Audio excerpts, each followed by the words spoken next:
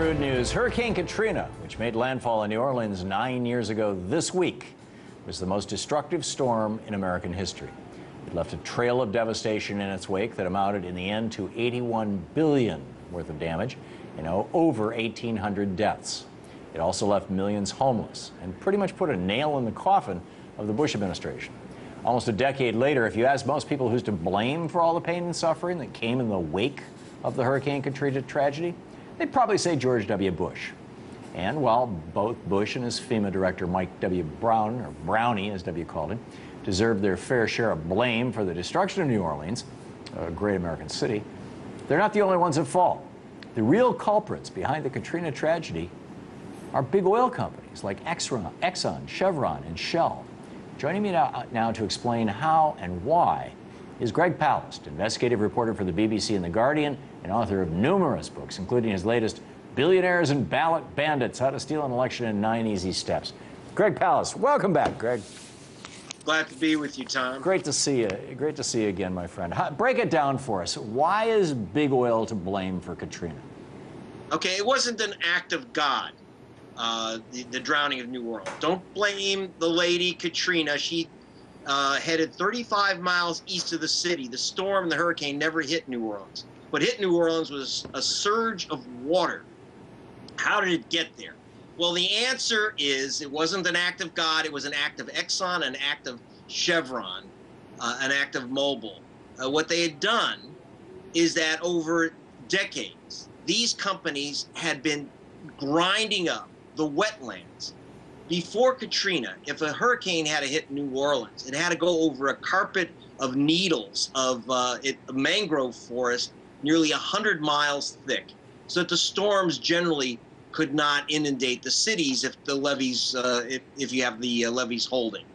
What happened is that the oil companies, by official records, removed over 14,000 square miles of wetlands, of the mangrove forest, basically dragging the Gulf of Mexico towards New Orleans 4 miles a year, up to the city gates, and then when the storm came, over the city gates, the levees. Now, where did I get this information? I actually flew over it, and you could see that a big hunk of the state of New Orleans is now underneath the Gulf of Mexico. What we call those beautiful blue bayous are, in fact, the kind of leprous scars of oil drilling. You drag the barges through, the oil drilling equipment through, you run the pipes through, you run the ship channels through, and it starts out as ripping up what used to be a prairie area, creating bayous. They widen out, and pretty soon they sink into the Gulf of Mexico, and the storms and the hurricanes are right at the city gates. Wow. So what happened was, I was warned about this by what may be the top hurricane expert in America, Ivor von Heerden of the Louisiana State University Hurricane Center. He went out and said, look, it wasn't Katrina, it was ExxonMobil, it was Chevron, and they're making it worse, and we're now more vulnerable than ever. In the 9 years since Katrina, we've dragged the Gulf of Mexico even closer. We're going to have another Katrina. We're not ready for it, and it's all because we won't put the clamps on the oil company marauders. Amazing. That's what's happening. Now, and by destroying 14,000 square miles of mangroves, not only are they destroying a natural buffer to storm surges, they're also, I mean, those mangroves, that's sequestered carbon. I mean, this is nuts. We're burning our planet. I mean, look, global warming is a profit center for these guys. I was up in the Arctic. If you read my book, Vulture's Picnic, you can see that up at above the Arctic Circle, above the Arctic Wildlife National Refuge, Chevron, Shell, and British Petroleum are beginning to drill offshore because the ice caps are melting, pulling back, and leaving year-round area for drilling. And the Eskimo up there are screaming bloody murder because, believe it or not, whales don't like to swim in hydrocarbon. Right. And so, but you see this in the Gulf of Mexico, and we see it in the Arctic. And the oil companies are basically making a profit off the drowning of these areas. Now, in the case, by the way, and mentioning this is professional death. In the case of Dr. Ivor von Heerden, when he told me and my BBC camera crews and my British television crews that it was Exxon, not Katrina, that drowned the city. They not only fired Dr. Von Heerden, but Louisiana closed its hurricane center. Now think about that. Louisiana closed its hurricane center because the experts were fingering the oil industry. Oh, amazing. So they don't have a hurricane. So Louisiana, of all places, we're never going to have a hurricane sure. again anymore because the oil companies will take care of us or something. Yeah, That's nuts. Greg, we just have about a minute and a half. I want to play a quick clip from an ad that's all over cable news. There's saturation bombing in Washington, D.C. with this. Check this out.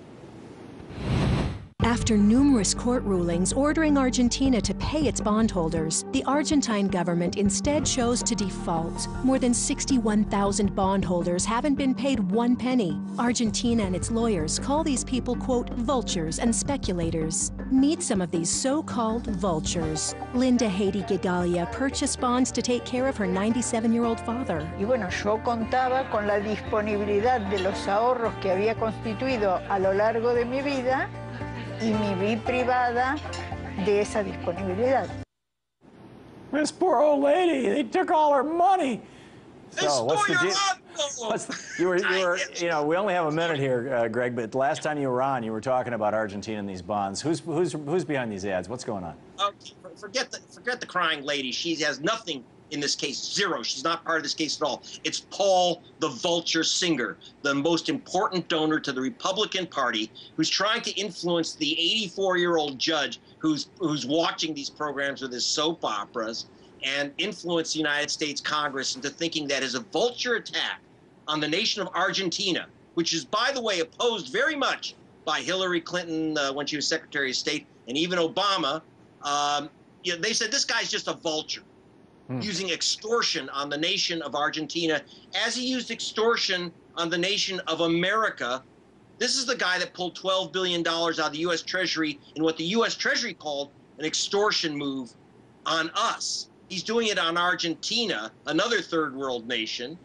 And forget the crying lady. That's all baloney. I mean, really, it's sick because it's a fabrication. It's a fabrication, and that's sick. That's amazing. Greg Palast, it's always a pleasure to see you, Greg. GregPalast.com is the website. Thanks for dropping by tonight. You're the best, Tom.